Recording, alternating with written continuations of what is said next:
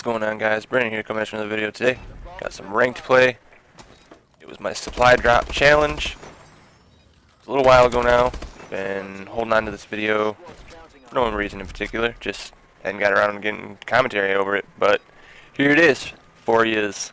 Hopefully you enjoy. I got some solid, well, they're alright, clutches in S&D where I was last man alive. This is one of them right here, actually. I almost thought I was going to choke it, but I didn't. And then I got two more, I believe. Yeah, two more. So I clutched up a couple times in this match. Pretty solid S&D match, if I do say so myself. And then in the second half of the video, I'm playing some uplink. Had a few solid moments. Did decently well. Went like 20 and 12 or something like that. It's not great, but not horrible either.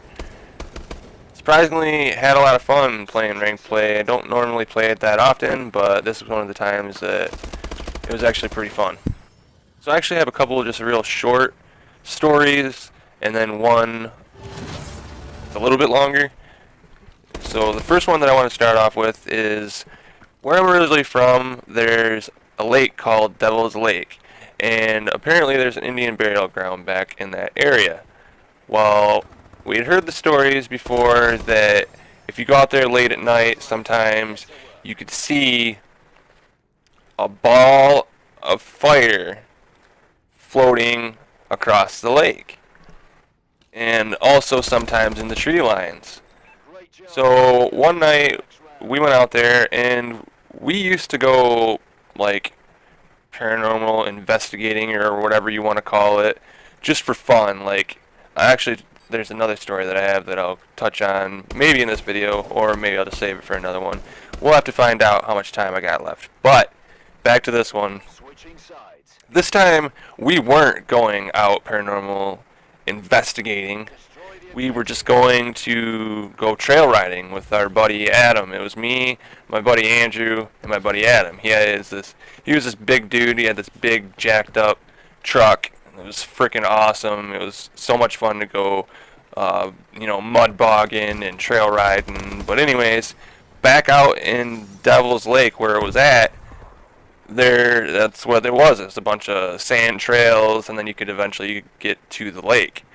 Well, we went out there at night, and like I said, we weren't looking for anything, weren't expecting nothing.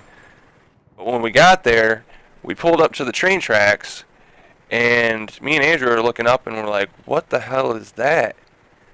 And there was this ball of fire. And Andrew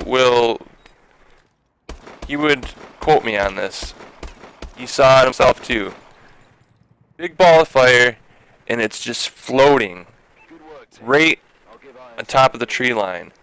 It was one of the craziest things I've ever seen. Very, very vivid. Like, you see shadows in the night and stuff that could be explained. It's not necessarily you just instantly go to ghost, but this was vivid. Like, you could see it perfectly. My buddy Adam was so creeped out, he didn't even want to go back trail riding. Like, he was totally creeped out by it, and he's like, we're not going trail riding back here, we'll go somewhere else. And we're like, oh, come on, dude, we want to get closer, Finally talked him into it. Went deeper into the woods and ended up losing it. Couldn't see it. Drove back out to the tracks. It was gone. It was the weirdest thing. No explanation for it, but it was really cool to see because it just proved people's stories that it was totally true.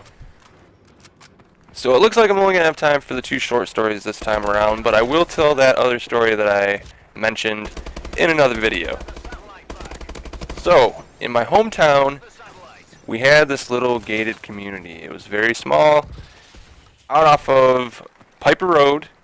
It was like in the woods, and this gated community were Satan worshipers. They had their own little church right there in their community, and they worshiped Satan.